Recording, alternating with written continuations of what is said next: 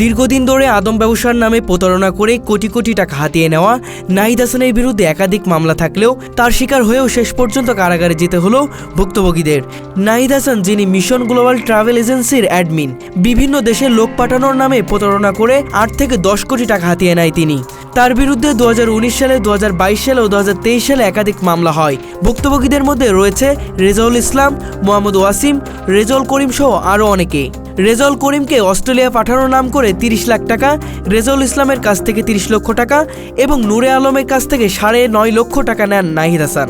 2023 সালে টাকা দেওয়ার পরেও তারা বিদেশে যেতে পারেননি। পরে নূরে আলমকে একটি ভিসা দিলেও সেটি যাচাই বাছাই করে জাল প্রমাণিত হয়। এরপর টাকা ফেরত চাওয়ার এক সালিশে 300 টাকার স্ট্যাম্পে মালিক লালমিয়া সহ টাকা ফেরত দেওয়ার প্রতিশ্রুতি দেওয়া হয়, কিন্তু টাকা ফেরত না পায় 2023 সালে গুলশান থানায় একটি সাধারণ ডায়েরি করা হয়। এরপর থেকে নাহিদ হাসান আত্মগোপনে চলে যায়। 2024 সালে নাহিদ হাসান ও তার মালিক লালমিয়ার বিরুদ্ধে ব্রাহ্মণবাড়িয়া ও নওগাঁ থানায় গ্রেপ্তারি পরোয়ানা জারি হয়। এরপর চলতি বছরের 16 ফেব্রুয়ারি নাহিদ হাসান প্রকাশ্যে আসেন এবং রামপুরা থানায় ভুক্তভোগী নূরে আলম তোহার বিরুদ্ধে মামলা করেন। মামলায় তিনি নূরে আলমকে আওয়ামী লীগের দোসর, অস্ত্রধারী ও হত্যা মামলার আসামি হিসেবে অভিযুক্ত করেন। কিন্তু অতীত পর্যালোচনা করে দেখা যায় নূরে আলম তোহা একজন জামায়াত ইসলামের কর্মী এবং কুমিল্লা সদর থানার শিবিরের সাবেক সেক্রেটারি ছিলেন। গত 16 মার্চ আদম ব্যবসায়ী নাহিদ হাসানের সঙ্গে যোগাযোগ করে টাকা ফেরত চাইলে তিনি বনশ্রীর একটি রেস্টুরেন্টে ইফতারে দাওয়াত দেন। সেখানে ভুক্তভোগী ওয়াসিম ও নূরে আলম তোহা গেলে ইফতারের পরপরই 7 থেকে 8 জন পুলিশ তাদেরকে আটক করে। পরে 18 মার্চ তাদের জেল হাজতে পাঠানো হয়। আমরা নাহিদ হাসানের মুঠোফোনে ফোন দিয়ে যোগাযোগ করতে চাইলে তার মোবাইল ফোন বন্ধ দেখায়। আজ ঢাকা চিফ জুডিশিয়াল ম্যাজিস্ট্রেট আদালতে তাদের জামিন আবেদন করা হলে আদালত নামঞ্জুর করেন। এই বিষয়ে ভুক্তভোগীর স্বজনরা বলেছেন, প্রতারিত হওয়ার পরেও তাদের বিরুদ্ধে মিথ্যা মামলা দিয়ে হয়রানি করা হচ্ছে। অন্যদিকে প্রতারক নাহিদ হাসান প্রকাশ্য ঘুরে বেড়ালেও তাকে গ্রেপ্তার করা হচ্ছে না। ভুক্তভোগীরা ন্যায় বিচারের দাবিতে সংশ্লিষ্ট প্রশাসনের দৃষ্টি আকর্ষণ করছেন। এই আসামি দুইজনের জন্য দুজনের কাগজপত্র উপস্থাপন করলাম। বিজ্ঞ আদালত শুনানি অন্তে বলে দিলেন যে এটি নামঞ্জুর করা হলো এবং জামিন প্রদান করলেন না। অথচ বাদীর বিরুদ্ধে একাধিক মামলা আছে। 2023 সাল থেকে মামলা চলছে। ব্রাহ্মণবাড়িয়া কোর্টে, ঢাকার সিএমএম আদালতে মামলা আছে। সে ডকুমেন্টসগুলো আমরা উপস্থাপন করেছি। পাশাপাশি বাদীকে প্রায় 15 কোটি টাকা দেওয়া হয়েছে এটা 2023 সালে, এবং সে বিভিন্ন জায়গা থেকে টাকাগুলো নিয়ে যাচ্ছে বিভিন্ন ব্যক্তির কাছ থেকে। তাদেরকেই আজকে এই মামলায় আসামি সিরিয়ালভাবে নাম দিয়েছে এবং এই ব্যক্তিগুলোকে 15 কোটি টাকা নিয়েছে অস্ট্রেলিয়া পাঠানোর উদ্দেশ্যে, এবং সবগুলো তাদের পরিচিত এবং নিকট আত্মীয়। আজকে তাদেরকে সে কী করলো, কৌশলে এই 15/2/2025 এসে মামলা করলো।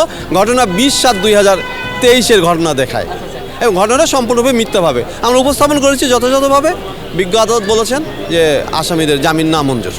সে এই আদম ব্যবসা তো সে 20 সাল থেকে করতেছে, আর আমার সাথে তার সাথে কানেকশন হচ্ছে 2023 সাল থেকে। সেই ডকুমেন্ট আমরা বিজ্ঞ আদালতে দাখিল করেছি যে 23 সাল থেকে আমার সাথে তার সাথে লেনদেন। আমি 2023 সাল থেকে টাকা পয়সা দিচ্ছি। আমি 4 নম্বর আসামি এবং 11 নং আসামি, একজন 8 লাখ টাকা দিয়েছে আর অন্যজন 30 লাখ টাকা দিয়েছে। সেটা আমরা জিডিও করেছি, জিডি কপিও বিজ্ঞ আদালতে দাখিল করেছি, আর জিডিটাও দাখিল করেছি আমরা 2023 সালের।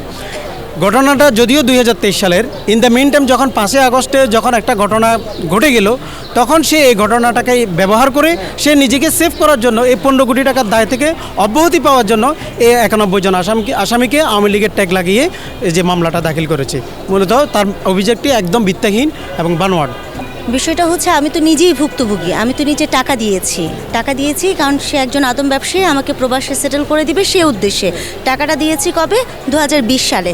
কিন্তু এই 20 সালের ঘটনাটাকে কেন্দ্র করে যখন 2025 সালে একটা সুবিধা নিতে চাচ্ছে, সেটা হচ্ছে কি যে আমি আন্দোলনকারী সমন্বয়ক, সেই সুবিধাটা নিতে গিয়েই হচ্ছে আওয়ামী লীগের ট্যাগটা আজকে আমার গায়ে। একে তো আমি টাকাও দিয়েছি, এখন আমি জেলও খাচ্ছি। উনি একজন আওয়ামী লীগ পন্থী লোক। এখন আন্দোলনের সময় যেমন সমন্বয়করা আহত হয়েছে, তেমনিভাবে আওয়ামী লীগ পন্থী লোকজনও কিন্তু আহত হয়েছে। তার ওই নেগেটিভ সাইডটাকে সে কাজে লাগিয়ে এখন পজিটিভলি কাজে লাগানোর জন্য চেষ্টা করতেছে। মূলত সে একজন আওয়ামী লীগ পন্থী লোক। সে আজকে কিন্তু কোর্টে আসে নাই। সে যদি সমন্বয়ক বা ছাত্র জনতাই হইতো তাহলে সে আজকে কোর্টে থাকতো।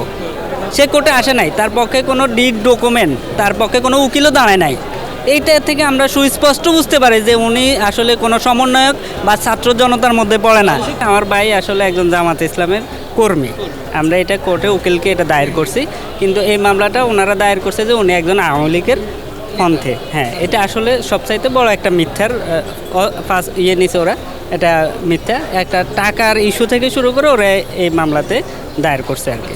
আর সবচাইতে বড় কথা হচ্ছে এই মামলাটা যে মিথ্যা তার বড় প্রমাণ হচ্ছে আজকে বাদী আসে নাই এখানে, বাদী কিন্তু নাই, বাদী কিন্তু আসে না। ইভেন কি তার সাথে যে আমাদের ফোনে লাস্ট যে কথোপকথনগুলো হয়েছে সেগুলো সে যে আমরা যে তার কাছ থেকে টাকা পাই আর এই মামলাটা যে টাকার ইস্যু সেটা কিন্তু সে তার বক্তব্যে বলেছে। আমরা সেগুলো আমাদের বিজ্ঞ উকিলের কাছে এগুলো পৌঁছাইছি। ও যে টাকাটা আমাদের থেকে নিছে ওই টাকাটা না দেওয়ার গতিকে ও অন্য লোকের টাকা খাওয়াইয়া বানাইয়া হেবার ওই সমস্ত প্রতারণা করছো। হ্যাঁ, ওই যে নাহিদ যে বাদী ও আমার স্বামীর ওই ফোন দিয়ে নিছে, নেওয়ার পরে আর কি বলছে যে ভাই আসেন আমি টাকাটা দেবো, একটা সমঝোতায় আসি। ও হচ্ছে আমার দেবরের জন্য আপনার অস্ট্রেলিয়ায় যাওয়ার জন্য টাকা দিয়েছিলাম ওর 9 লাখ, ওই টাকা নেওয়ার জন্যই আর কি ওর নামে আমরা মামলা করছি 2টা থানায়। তারপরে ও আমাদের নামে মামলা দিছে বুঝছেন। দেওয়ার পরে হচ্ছে আমার হাজব্যান্ডের ডাইকে নিয়েছে রামপুরায় নিয়ে ও একটা ভুয়া মামলা দিয়ে আমার হাজব্যান্ডের ধরাই দিছে। সে হয়তো বা কারো মানে টাকা পয়সা কাউরে দিছে কিংবা উনি কারো সমন্বয়ক কারো থেকে কোনো মানে সহযোগিতা পাইছে, ওরকমভাবে ওনার মানে ক্ষমতা দেখায় আর কি এটা করাইছে। বাদী নাকি আসলে গুলিবিদ্ধ হয়েছে আন্দোলনে, এই বিষয়টা কি? সেটা হ্যাঁ, সেটা আমরা শুনছি।